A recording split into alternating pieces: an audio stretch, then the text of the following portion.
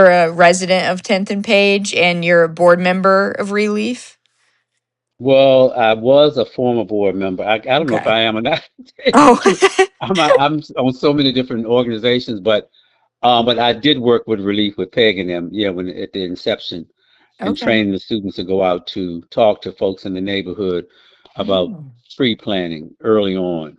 Hmm. okay. Very nice. Yes, So yeah, I was and I am a just long-term resident of the neighborhood, born and raised in this neighborhood. Yeah. oh wow. Yeah, so I was just hoping to learn, from your experiences. I'm sure you have a lot of insight being on both sides. Um, like being as a resident and Hmm. as a policy influencer. So, um, well, I guess first of all, uh as a resident and as a member of Relief and a number of other organizations, how have you seen the neighborhood change over time, like environmentally? Well, I first got involved. Let me start there. I first got involved. I was watching the news one afternoon, and the report came on the news about the 10th and Page Street neighborhood was considered one of the hottest areas of the city, Hmm. referred to as a heat island because of the lack of tree canopy. When I first moved to my house in 1980, when I moved here in 1981, was a lot of trees, and then we had a terrible storm over maybe 20 years ago, and just like a microburst, just like just pulled the trees out of the ground. It was really weird, and so I never bothered to replace any of those trees. So when the report came and said, "Oh, well, we spend a lot of money heating and cooling, or at least cooling our homes during the summer because of the lack of tree canopy, and that we were probably the hardest part," and that's when I jumped into action. And so when Peggy approached me about working with the kids to teach them to be like ambassadors to go around the neighborhood to talk to folks about tree planting, because a lot of people are resistant. We have a mixture of homeowners and renters in Hmm. the neighborhood. I think it's becoming more and more homeowners because a lot of those folks have died out, and folks are coming in and rehabbing these houses and moving in the neighborhood. So it's what we call gentrification, Hmm. and that's what I'm seeing now. The folks that I grew up with, are no longer, many of them are gone on, and so the neighborhood has become very gentrified, and so other than that, and with a lot of the building, they want to come in the neighborhood with these new developers. Once they change the zoning code with the city, they want to put up these high-rise apartment buildings for students on West Main, and then a hotel on Preston. So we're kind of being hit all around. Hmm. Hardy Drive is in the midst of remodeling. That place has not been remodeled since the 1960s when those folks in Vinegar Hill were displaced, Hmm. uprooted, and thrown in Hardy Drive. So I've seen a lot of changes, but the one that was concerning most to me is the lack of tree canopy. Hmm. So that's how I came involved with it. And folks, the kids did a great job going around the neighborhood and talking to folks. Some, decided to have a tree planted. Others, oh, I want to rake leaves, that kind of stuff. Hmm. But for the most part, it was a positive experience, both for me and the students. And I would go with them, just Hmm. kind of stand on the sidelines and let them do their thing. So I really enjoyed doing that part of it. Yes. And would you mind like walking me through that more? What was that like, kind of training the kids to talk to the Well, residents? I'm an educator, so retired educator. So for me, that part of it was easy. Once we had a cohort of students who were interested in doing it, Peg had asked me if I would just, along with her husband, just kind of train them to talk to folks, Hmm. to walk with them how to approach homeowners and ask them would they be interested in having a tree planted in their yards. And so we did a training session, and once we completed the training session, I walked through the neighborhood with them, and I let them, they were very bright kids, so they didn't really have a lot, need a lot of coaching, Yeah. but because I want them to do it on their own. And if they got kind of stuck out, I would chime in every now and then. But for the most part, they did an outstanding job. Okay. To convince, the neighbors. if they had room. A lot of them, some had, big yards, others didn't. But I know in my yard they planted 3 trees. I didn't have any. A little small tree in the front yard and 2 in the back. Mm-hmm. So that they're not huge trees, but they do help hopefully with the at least the tree canopy. So Mm. a lot of people were very receptive. Others were kind of reluctant. Oh, I gotta break leaves, and I said, well, yeah. But for the most part, I think it was a good experience, a positive experience for the students. Okay. And And many of those students that I worked with at that time, they're now in college. oh hmm wow, A lot of them went on to college. that's Yeah, great. yeah. They're currently in college now. So that was, at the early, when that news report came on, that's when I got involved. Okay. hmm And do you feel like tree canopy or even the lack of tree canopy has affected everyday life in 10th and Page? Could you feel the I would heat? imagine so. Because Peggy, they were very educational, and several times we had activities in Washington Park, and we had a table, and folks would come up, and it was really interesting because I didn't realize that, because of the lack of tree canopy, people were spending lots of money cooling their homes during the summer. They have their benefits for having trees in the community. And when I ride around Charleston, I see a lot of more affluent neighborhoods have lots of trees as shade. Mm-hmm. And here in 10th and Page, we didn't have all that shade and stuff. And when I think about all this building they want to come through in the neighborhood, that's going to also be a lack of tree canopy when you're talking about putting a 5-story hotel on Preston Avenue and a luxury Mm-hmm. student apartments up on West Main Street and blocking the sunlight. So I just think that, um, we were trying to do something positive in LA. We're just being invaded with all this building that they want to come in the neighborhood and do. Mm-hmm. So yeah, it was very educational for me. And there were several times I would, man the tables and talk to folks, and people have no idea the benefits of having trees. You'd be Mm-hmm. surprised. Mm-hmm.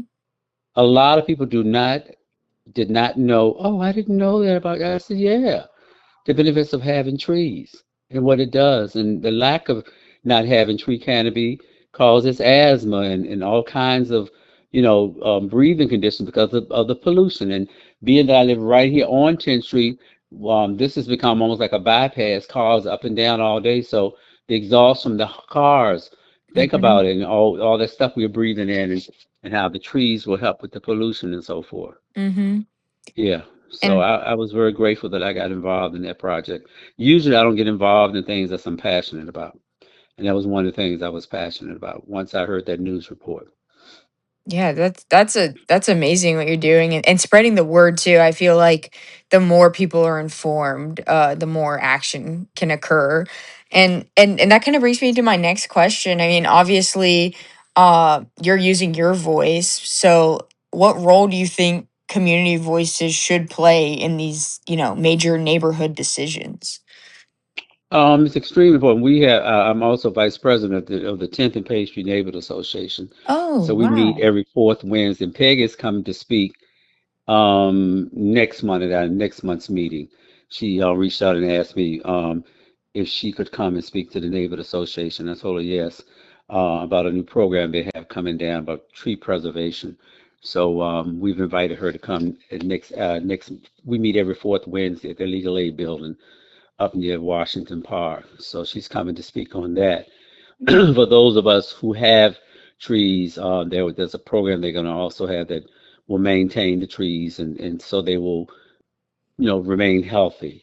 A lot of us don't know a lot about trees, but so their program. So she's going to talk more about their program at our next month's meeting.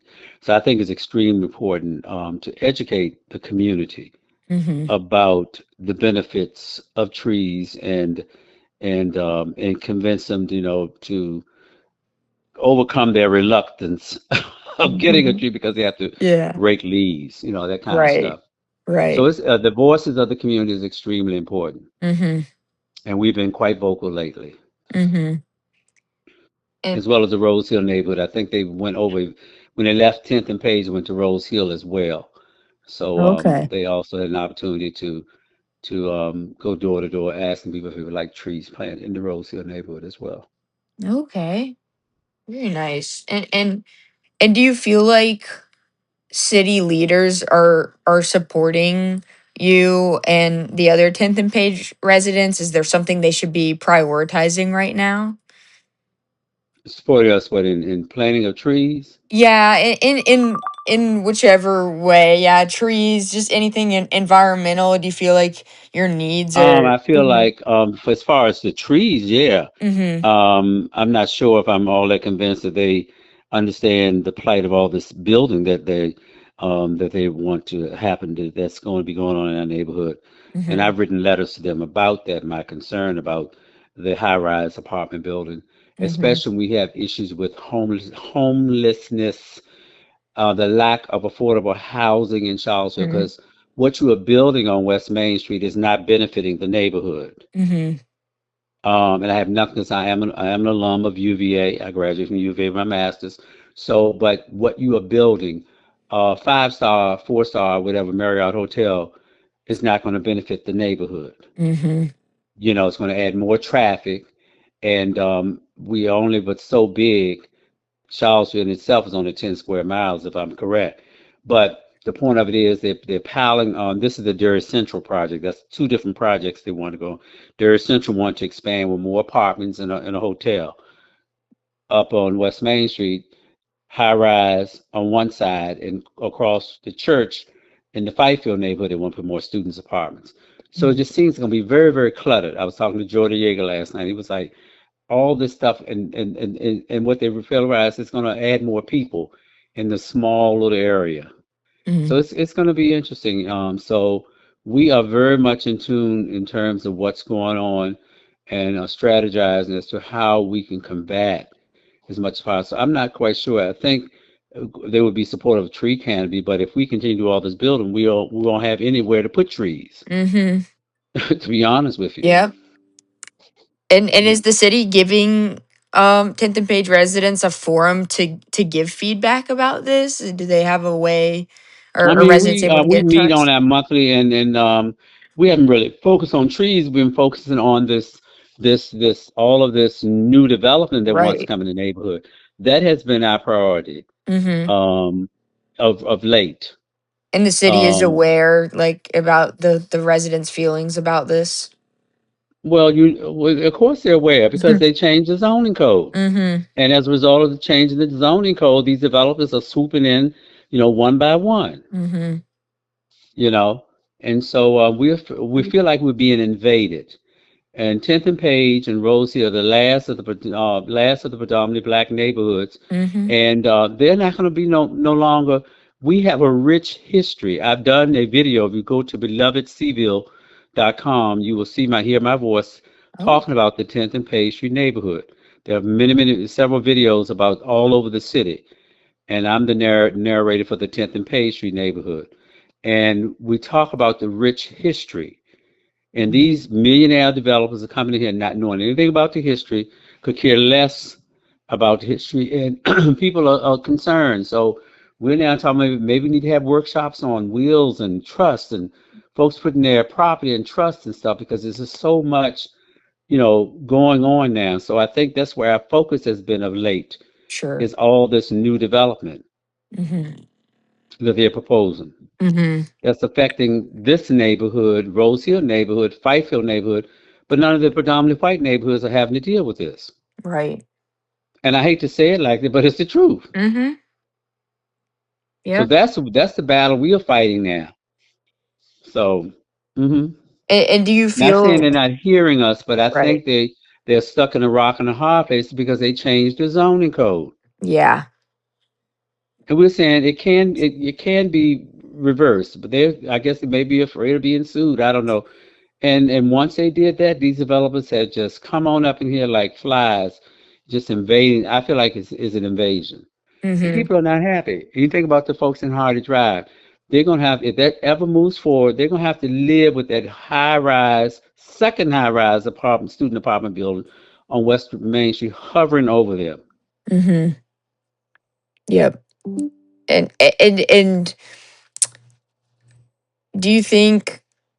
And I guess you did say the city is in a difficult place, but do you feel like Yes, they're because they listening? changed the zoning code.